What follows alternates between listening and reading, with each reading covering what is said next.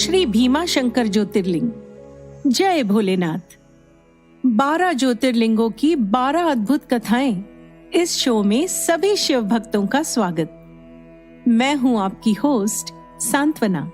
श्री भीमाशंकर ज्योतिर्लिंग का भगवान शंकर के 12 ज्योतिर्लिंगों में छठा स्थान है। पुणे से 110 किलोमीटर उत्तर पश्चिम की सह्याद्री पर्वतमाला में मौजूद ये मंदिर भीमा नदी के किनारे स्थित है। समुद्र तट से 3250 फीट की ऊंचाई पर स्थित भीमाशंकर मंदिर पूरे देश में आस्था का एक बड़ा केंद्र है। मंदिर अत्यंत पुराना और कलात्मक है। यहाँ की मूर्तियों से निरंतर पानी गिरता रहता है। यहाँ का शिवलिंग आकार में बहुत ही बड़ा होने के कारण भीमाशंकर ज्योतिर्लिंग को मोटेश्वर महादेव के नाम से भी जाना जाता है। भीमाशंकर मंदिर नागर शैली की वास्तुकला से बनी एक प्राचीन और नई संरचनाओं का सम्मिश्रण है। तो आइए अब जानते हैं भीमाशंकर ज्योतिर्लिंग के स्थापित होने की प्रचलित कहानी। रामायण काल में रावण के भाई कुंभकर्ण को एक पर्वत पर विहार करते समय कर्कटी नाम की एक युवती मिली। कुंभकर्ण उसके रूप और यौवन पर मोहित हो गया। उसने तुरंत ही कर्कटी से विवाह कर लिया। कुछ दिन वहीं बिताने के पश्चात वो लंका लौट आया। कर्कटी वहीं पर्वत पर रहने लगी। कुछ समय बाद कर्कटी ने एक पुत्र को जन्म दिया। उसने अपने पुत्र का नाम रखा भीम। भीम कामरूप प्रदेश में अपनी माँ के साथ रहता था। इधर लंका में राम रावण युद्ध छिड़ गया, जिसमें कुंभकर्ण मारा गया। वैसे तो भीम महाबली राक्षस राज रावण के छोटे भाई कुंभकर्ण का पुत्र था, लेकिन उसे अपने पिता को देखने और उनसे मिलने का भाग्य प्राप्त नहीं हुआ। उसके होश संभालने के पूर्व ही भगवान राम के द्वारा कुंभकर्ण का वध किया गया था। जब भीम युवावस्था में आया, तब उसकी माता ने उसे सारी बातें बताई। भगवान विष्णु के अवतार श्री रामचंद्र जी द्वारा अपने पिता के वध की बात सुनकर वो महाबली राक्षस भीम अत्यंत क्रोधित हो उठा। अब वो निरंतर भगवान श्री राम के वध का उपाय सोचने लगा। उसने अपने अभीष्ट की प्राप्ति के लिए 1000 वर्ष तक कठिन तपस्या की। उसकी तपस्या से प्रसन्न होकर ब्रह्मा जी ने उसे जगत विजेता होने का वर दे दिया। अब तो वो राक्षस ब्रह्मा जी के उस वर के प्रभाव से सारे प्राणियों को पीड़ित करने लगा। उसने देवलोक पर आक्रमण कर इंद्र आदि सारे देवताओं को वहां से बाहर निकाल दिया। पूरे देवलोक पर अब भीम का अधिकार हो गया। इसके बाद उसने भगवान श्री हरि को भी युद्ध में परास्त किया।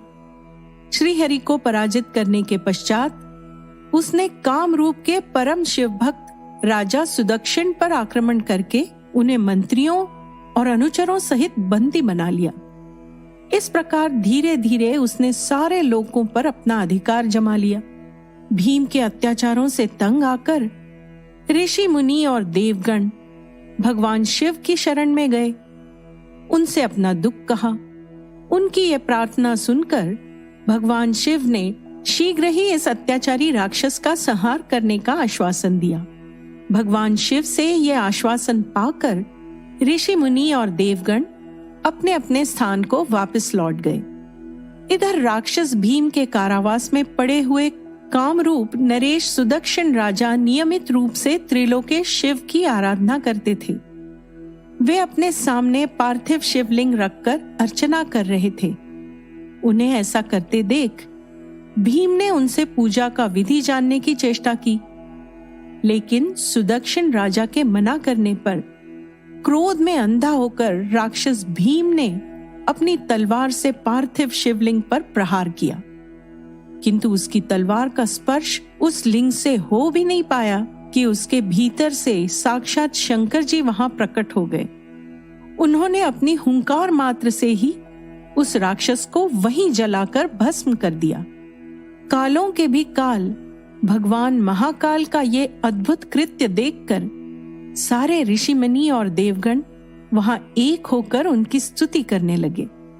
उन लोगों ने भगवान शिव से प्रार्थना की कि महादेव, आप लोक कल्याणार्थ अब सदा के लिए यहीं निवास करें। ये क्षेत्र शास्त्रों में अपवित्र बताया गया है। आपके निवास से ये परम पवित्र पुण्य क्षेत्र बन जाएगा। कृपया आप यहीं रहें। भोलेनाथ ने इस प्रार्थना को स्वीकार किया और भीमा शंकर ज्योतिर्लिंग के रूप में यहाँ विराजित हुए। उनका ये ज्योतिर्लिंग भीम पर विजय पाने वाले भीमेश्वर के नाम से विख्यात हुआ।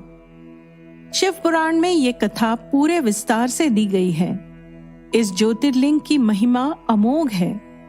क्या आप ये कथा पहले से जानते थे? आपके विचार हमें कमेंट में जरूर बताएं। भीमा शंकर सहित अन्य सभी 12 ज्योतिर्लिंगों की कहानियां जानने के लिए सुनिए बिंज पॉड्स ऐप का ओरिजिनल शो 12 ज्योतिर्लिंगों की 12 अद्भुत कथाएं। ओम